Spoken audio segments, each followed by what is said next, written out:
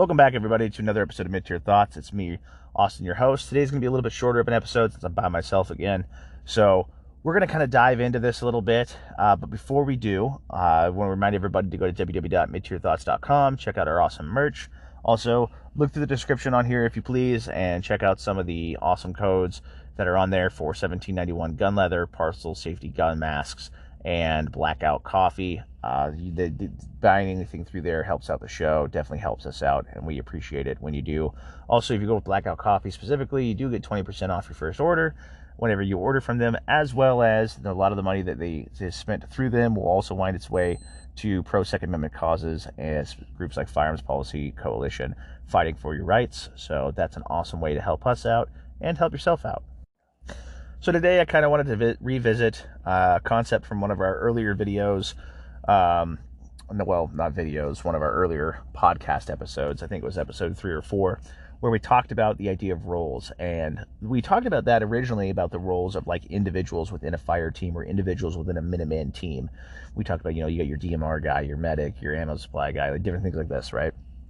And I kind of wanted to touch that and expand on it a little bit more and talk less about the individual role, which we will touch on, and kind of expand that to more like, what is the role of your group? And what do you see your Minuteman group, if you have one, what do you see you guys doing, right? Are you going to be more of a direct action type of dude where you think you and your guys are going to go in and, kick in doors and shoot bad guys and do all that crazy cool stuff? Are you more of like a community defense thing? Are you more armed farmers? Like where do you kind of roll in here, right? And I kind of want to talk about that and kind of dive into different ideas and thoughts behind that and different misconceptions I think a lot of people have when it comes to kind of the modern Minuteman lifestyle. So when it comes to the different roles, obviously we have our individual roles that we kind of touched on again back then, but kind of a refresher for anyone who either hasn't listened to that podcast before, or, granted it's been almost a year, so kind of a quick refresher, is that you generally have your team leader, you generally have some type of support weapon, ideally, hopefully, whether it be something, more attainable in the Minuteman world with a long distance, like a DMR guy, or, if you're really fancy and you got someone with the capability, whether it be a binary or a belt fed or something like that, to where you've got your support gunner like that. You've got your basic rifleman when it comes to that, preferably some type of comms guy, some type of medic or corpsman, and then you've hopefully got some dude who's a little bit better at everybody else at trying to figure out logistics and helping you guys kind of figure out how to get stuff from point A to point B. So whenever you start forming a group, and let's say hopefully you've met a few people, it might be beneficial to start thinking like, okay, if we have 3 or 4 of us, are there certain roles we could play, both in the team dynamic of as far as leadership goes, as well as the dynamic of like what actual roles of a fire team would you play. So with that, like if most groups when they form together, kind of natural leader kind of pops up one way or the other, someone who's kind of taking charge and leading things, whether he has the most experience or maybe he has he's just got more confidence than some of the other guys, or he's just a better communicator, things like that. Whatever the scenario may be, everyone kind of figures out whoever the leader of the group is. So the leader of the group, the team leader in this regard, needs to be someone who can communicate effectively, who's an open listener and able to communicate both what they want to say to somebody, but also listen empathetically to somebody else's opinion, because in this regard there is no necessarily right or wrong when it comes to a lot of things that we're doing. And you might be doing things one way or somebody else might do another, and that way might be better than the way that you're trying to tell people to do something. And so to listen to people and kind of figure out like what's going on, and to know your team and to know how to best react to your team and how to learn the people in your team, if that makes sense, and be able to discuss to them and talk to them on how to talk to them about certain things, or how to talk to them about how to train each person specifically, like what their needs and wants are in that regard.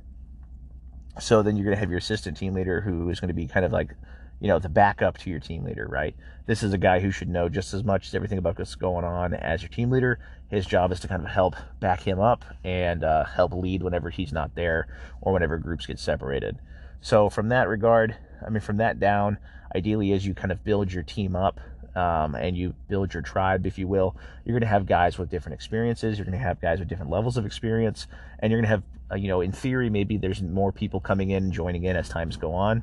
So you want to make sure that there's some type of ability to be able to get people trained up on where you guys are at.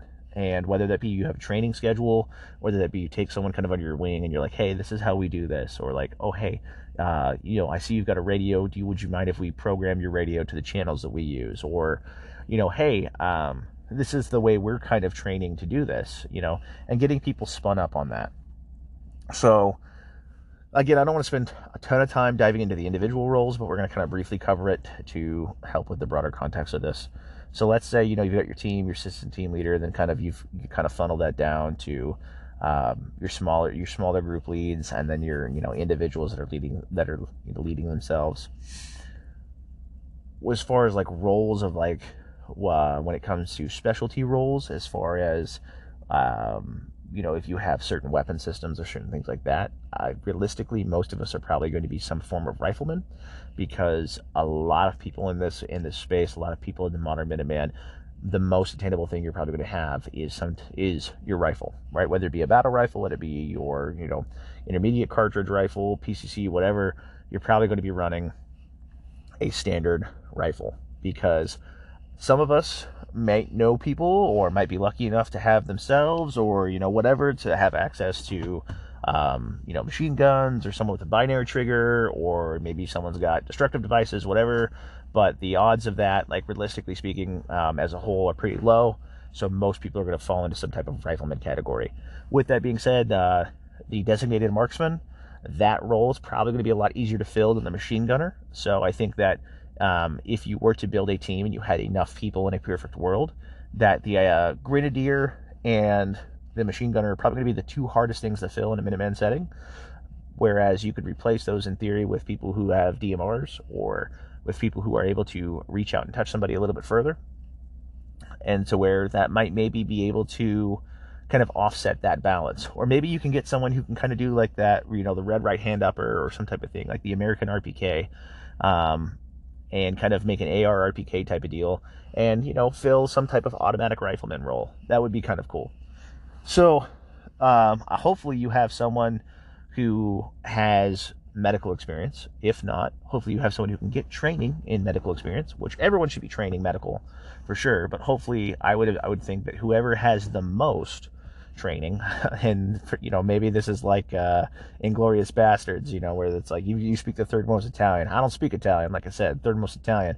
If that's where you're at with medical training, hopefully you guys can go out and seek something. But whoever has the most medical training, ideally that's the guy who's going to be whatever role he's actively playing. His secondary role will be as a medic, which the team leader's job and the assistant team leader's job should be to remember, like, hey, if this is our designated medic, might be a good idea to, at all costs, hopefully not engage him in whatever active operation we're running here, because we want to make sure this guy stays alive, because he's got to patch all of us up, and we don't need a Saving Private Ryan moment where we got to patch up the medic.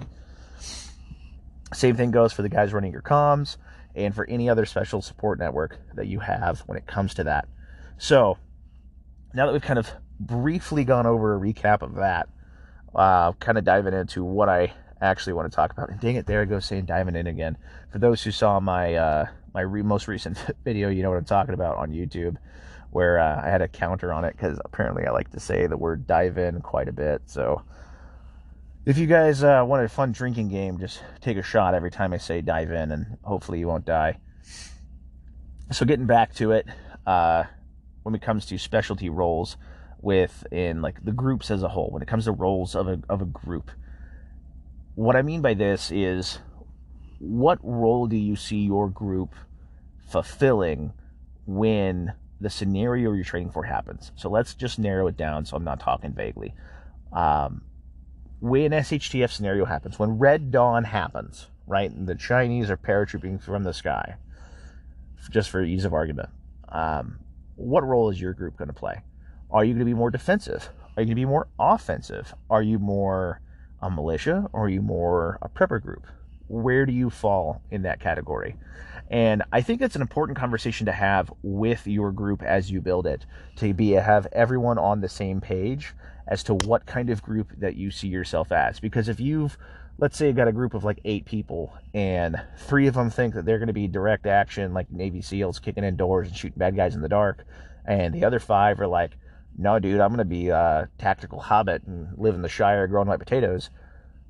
You're going to have some contention whenever things go down, and some contention potentially as you train, as to how you train, what you're doing, and what like your mission is. Like, maybe that's a better word for it. Like, what's your mission should something happen? Like, what is your mission and your ideal goal of, what you're going to do when bad things happen?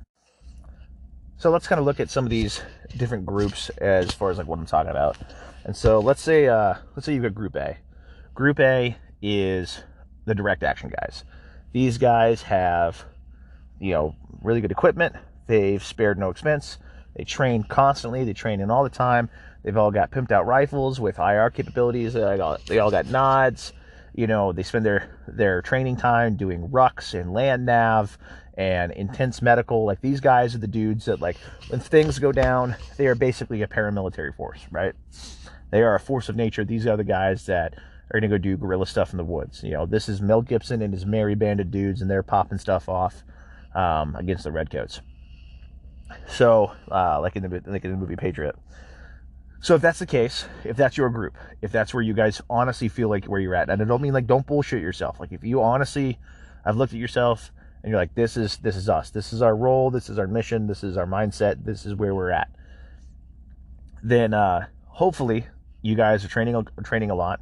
You're probably spending more time training than the other 2 groups I'm going to mention, and you take it seriously, and you take it very seriously to the point where you're spending your extra hard-earned dollars, your hard-earned time doing this, as opposed to, you could be sitting at home watching a baseball game and drinking a beer, but instead you're out there hiking a mountain with your ruck and your pack, and you're doing God's work. More power to you guys. That's a good thing. I don't want to sound like I'm demeaning that in any way. That's awesome. One thing to consider, though, is that, do you have your logistical train in place to do the cool guy stuff that you want to do? And thinking about that, I don't mean like, I have 10,000 rounds at home. I mean, like, do you have stuff set up in a way that if you have to go do what you're training to go do direct action things, that you have thought about, like, okay, what if we can't get back to home? Like, maybe do we have caches set up? Do we have people that support us in the area? Do we have, are we friends with other groups that might be able to help out? Do we have certain types of intel on certain things that maybe we need to know about? Like, do you have the logistics to support the operations that you're planning on? And not like, oh yeah, because it's like a lot of times I think one of the misconceptions people get is like, they'll, from their training thing, and like, or maybe we'll call it a training scar, is that they can do awesome battle drills. They can, they'll throw smoke, they got nods, they're doing stuff in the dark, like they've got all the bells and whistles, they got the high-end training, they've been to all the classes, like they can do the actions, like no problem. But then when they're done with the actions, they load all their stuff up, they head home from the range, or they head home from the mountains or wherever they're at, and they go back home and they reload all their magazines and get ready and put all their stuff and get ready to go again next week, right? Which that's nothing wrong with that, but have you guys, and just throwing out tips and stuff, have you guys trained in a way to where you're like, maybe we should do like a multi-day operation, or take a whole weekend and do missions and battle drill like the whole time, and see realistically how much ammunition do we burn over 3 days? How do we get stuff from point A to point B? Can we set up a little fob to work out of? Or how do we, let's leave with the stuff we have with us, or what we think we would need logistically for 3 days, and make it a rule that you can't go back and get more. What do we do if we start running low on things? How do we acquire more things? Do we have some type of logistical way to get stuff that doesn't require me to drive back to my house, get stuff out of it, reload my stuff, and come back? Because that may or may not be a possibility to do whenever you're looking at scenarios like this. Are you going to be doing more? Also, like, think amongst yourselves and like talk about it with yourselves. Are you guys going to be doing more, you think, like long-term out in the woods stuff? Are you more doing like land nav and recon and intelligence gathering, kind of more like a LARP patrol from Nam? Or are you guys more like, you're getting a minivan and doing drive-bys of bad guys against bad guys, right? Where are you at realistically with that? Because your logistical train and some of the things you need to think about are going to be a little bit different in both of those scenarios. Plus, what's your plan for whoever you're leaving at home? Do you have, are you a group of young dudes that not married, or maybe you have a girlfriend, but no kids, and so like it's you leaving home is and dipping out for a while is, you know, considered okay, and you're not necessarily going to be missing the responsibility or something that you have to take care of back at the house? Or are you a married dude with kids that needs to consider the fact of like, okay, well, what happens if while we're out doing these direct action things, that like what happens to, you know, who protects the family, who makes sure everything's safe while we're gone? How do you figure that out? And that's something that, like, you know, you as guys as a group need to come together with and figure out. So then on the other side of that as well is thinking about, if you are having the mindset of being more direct action in that regard, to consider that generally most people are not lucky enough to have a group of, you know, 10, 12 plus people. Most people are training in groups of, I don't know, 3 or 4 on average. You know, on Instagram, you probably have some groups that meet up, and you know, maybe you get 10 to 12 plus. So you might get lucky, maybe have, you know, a little bit more than that. I've seen some groups as big as like 30 or some odd, you know, like platoon-sized groups, which in that case, like, hell yeah, that's awesome. But if you're a smaller group, you know, even let's say like you're 10 people, you know, you need to consider that if you are doing that more direct action stuff, your likelihood of getting hurt increases significantly. And that if you lose 2 people for any reason, whether it be injuries or deaths, you are down to 8 people, right? Like, you've lost 20% of your fighting force. Like, that's a big casualty to consider. It's a big casualty. Like, you know, the smaller your numbers are, the higher the smaller your numbers of people, the higher those percentages are whenever someone gets hurt or someone dies. So the idea is that, like, if you're out there seeking a fight and you're the group that is taking it to the bad guys, that those are the things that you need to consider. Like, you know, when it comes to logistics, again, not only how easily can you replace equipment, ammo, things like that, but how quickly can you replace people, if it comes down to that. So now I've beat up option A a little, group A a little enough. Let's go to group B. Let's say group B is where I think a majority of people are. I think a lot of people mentally want to be the door kicker, but they're not there. So realistically, where I think a lot of people are is more like the prepper side of the group. You're stocked up on food and ammo and water and medical supplies. Like, you're more focused on, like, hey, I'm gonna ride this one out, right? Like, I'm gonna sit at the Winchester, have a pint, wait for this all to blow over. I've got my stuff to keep me and myself sustained, and to keep myself going, right? Which I think that's something that both groups should have. But I generally wind up seeing that, you know, I see both groups. I usually see, like, the direct action guys more focused on that side, less on the prepping.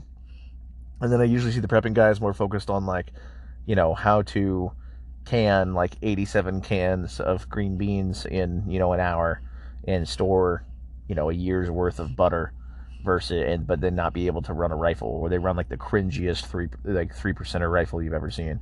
So it tends to be like one or the other, and I really wish it wasn't. So let's go back to this. So let's say you're more on the prepper side. One, do you have a group?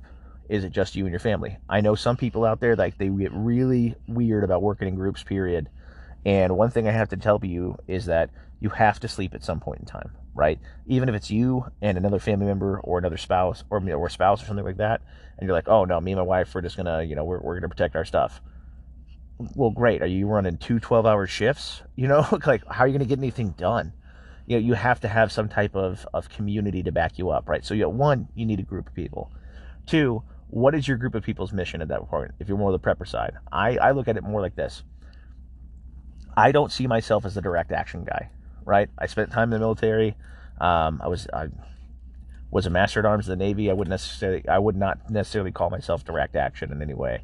I'm not considering myself that. But what I'm saying is that is also when I was younger, and that those days are behind me, right?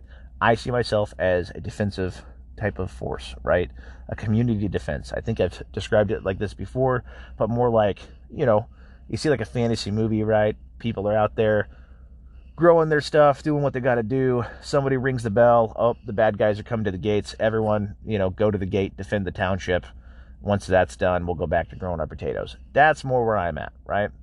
And with that, it's important to have that tribe in the first place, because you need those other people to come to the gate with you in that scenario, right? You need the other town folk to come to the gate with you. So one, like, have you gone out there and have you got a tribe? Are you guys training at all, right? What are you training? Like, just knowing how to shoot isn't enough. Are you guys training in some type of team capacity? And preferably, you guys probably live close to each other, or at least close enough to help each other out. Have you guys practiced any type of meetup drill, in the sense of, like, let's say you run a scenario where you put out and you're like, hey, Friday at 7, I'm going to send out a group text with a code word, and it's going to be Winnebago, right? And at Winnebago, we're all going to say that we got 15 minutes to get to so-and-so's house. Like, something has gone down and we need to pretend like as if this is a scenario, right? Can you do that? Do you guys all live close enough to do that, right? How many of you are there? What other groups in the area are there that you guys might need to be worried about or to consider? How well do you know your neighbors? All right. From the community defense side of this, from the, more prepper side of that, that's something I think where your focus should be, and what your role, when we talk about what your roles are going to be. Group A, they've decided their role is going to be the direct action guys. They're going to be the dudes that are going to go, they're going to be the guys leading the charge for whatever scenario we're looking at. Maybe you're more the dude that's like, I'm going to stay back and guard the camp, right? Nothing wrong with that. We need both of those guys, right? That being said, like, if that's your case, you need to be able to guard the camp. So I would say, like, the failure on Group A's side generally tends to be like the lack of preparation for anything outside of, attacking bad guys. Group B's, issue is that they're really good at being able to be stocked up and have tons of food stored away. They generally have, the knowledge and the know-how to physically survive scenarios, whether it be through being able to purify water, whether it be able to cook foods or grow foods, or gather certain types of things and know which things are edible or not, or home remedies, things like that. But can they defend what they have? And can they defend what they have effectively against maybe a more organized armed force that wants what they have?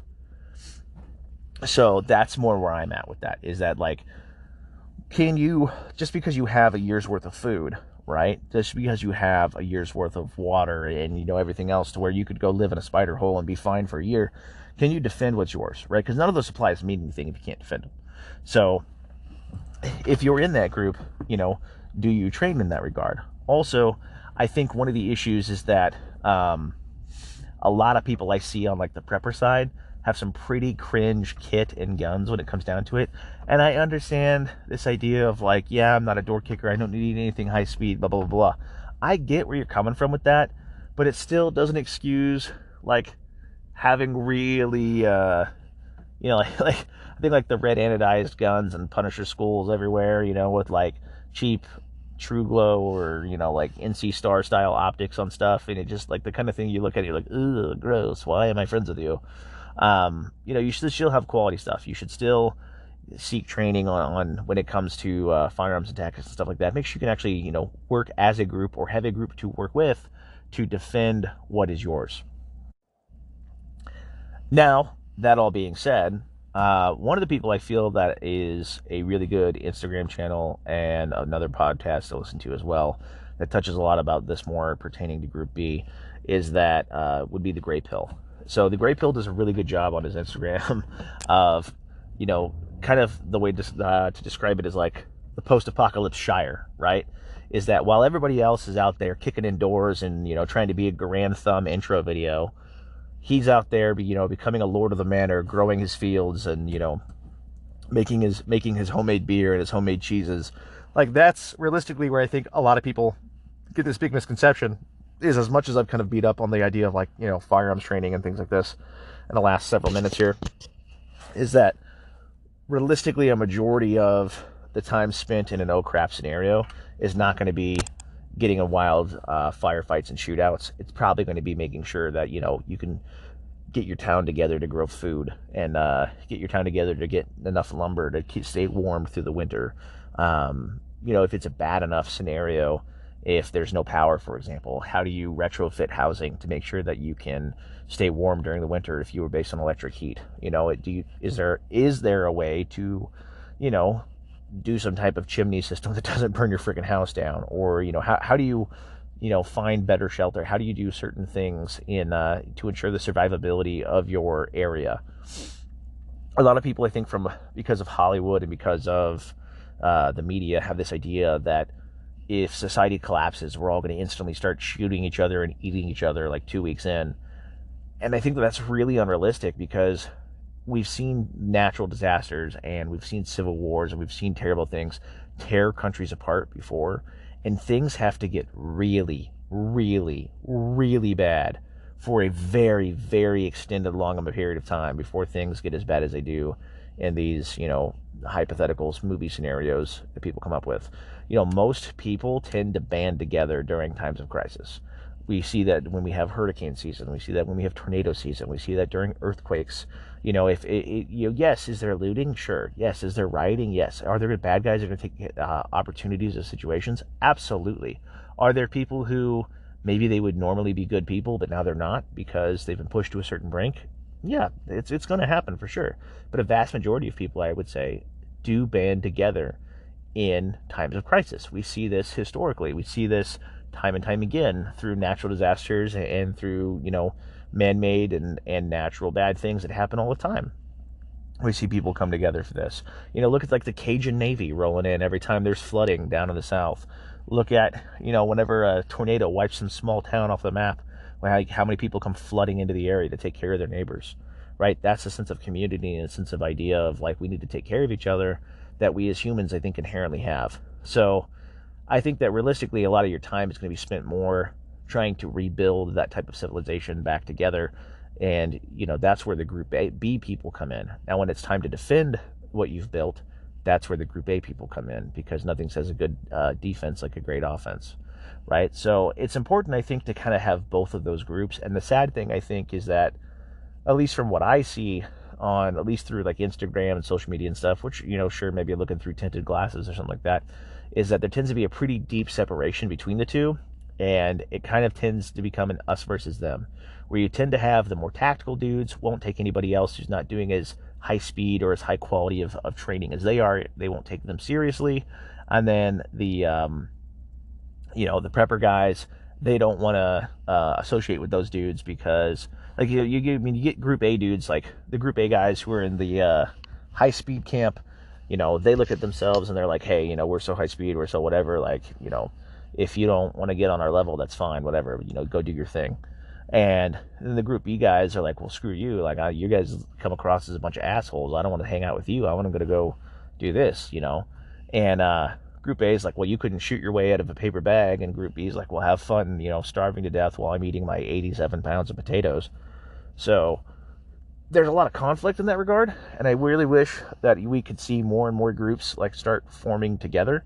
And it's like if you're Group A, and I'm thinking about like where I'm at, there's multiple groups in the area, and it's like I would love to see like those real direct action dudes start making friends with the more like prepper minded dudes, and like creating this whole system of like inner logistics of this, to where it's like, hey, if scenario goes down, we've got a whole support network. We've got dudes who are prepper guys. You've got all kinds of knowledge and skill set that we could use that has nothing to do with pulling a trigger to keep us all alive. Meanwhile, if threats arrive, we've got a defense force made of dudes that are ready to be direct action guys and kick ass, take names. And, we can all take part in that if need be. And so I really wish we could kind of see more of that and more of an integration between the two, and to where everyone becomes really well-rounded, but we also get to the point to where we have this kind of more support network, and that if you can start that in your local area, if you're in a part of a group who is either Group A or Group B, and people in your area that are that opposite style of group, if you could start reaching out and kind of making those connections and making those friendships, and also like, hey, if you're a bunch of pipe hitters that are just fucking laying it down and ready to kill Bin Laden type guys, like, fuck yeah, can any of you start a fire? I'm not saying you can't, but I'm just saying, like, as an example, like, hey, maybe there's stuff you can learn from Group B and Group B guys. You know, if you're super like bushcraft Swiss savvy, you can build a fort out in the woods, like you can do all that stuff. But you've never done like, you know, Battle Drill 1. Like, can you go learn tactics from these guys? Can you go learn, you know, how to do certain things and how to like work as a fire team or certain stuff like that from these guys to be able to defend the things that you've built, right? Like, that's how society works. That's how civilization has always been, is that you've got guys. That's the way society has always been, is that you have guys who can either build or grow the civilization with, you know, growing its food, building its infrastructure, and you have guys who defend what is built, right? And you need both. If you can't defend what you've built or grown, there's no point in doing it in the first place. However, there's nothing to defend if you don't have anybody to grow or build things. And I guess, long story short, you know, 30-minute story short, that's kind of the whole point of this, right? Is that, like, you need both. And I think, sadly, you get such a separation in this community between the two, and it's a hard line drawn down the middle. And I really wish that was less the case. And I really wish that, like, one, we could have more well-rounded people that would be able to know how to do both. But two, at some point, you're going to have to make a distinction. You're going to, as groups grow and as civilization starts to build itself back up from whatever scenario we've imagined, you know, whatever Red Dawn scenario we've imagined, as life kind of starts to come back to the community, there's going to need to be that separation. You know, that's kind of a natural pathway. There's a reason why we have police like that. There's a reason why we have militaries. There's a reason why these things have always existed in some form, is that we generally have at some point in time, we set aside, like, hey, this is your duty to protect us, and it's my duty to grow the food. You don't want to grow the food. I don't want to go out and fight.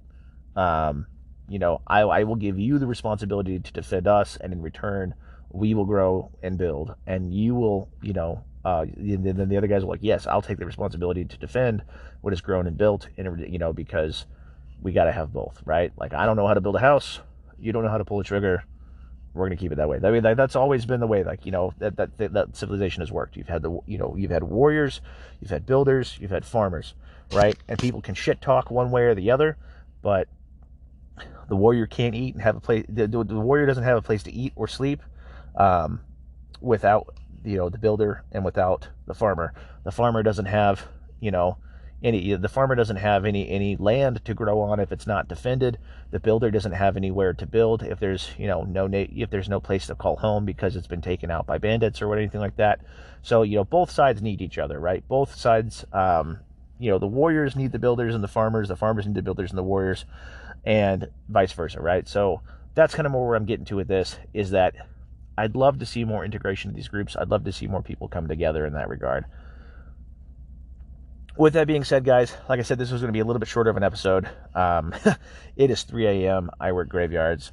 This is I'm doing this episode late at night, so I'm sorry if it sounds like I'm rambling. It's just that I had a few things on my mind. I wanted to put it out there, and it's been a while since I put an episode out. So thanks for bearing with me, guys. And remember, again, www.midtierthoughts.com for some awesome merch. Check us out. With that, guys, we'll see you on the next one. Peace.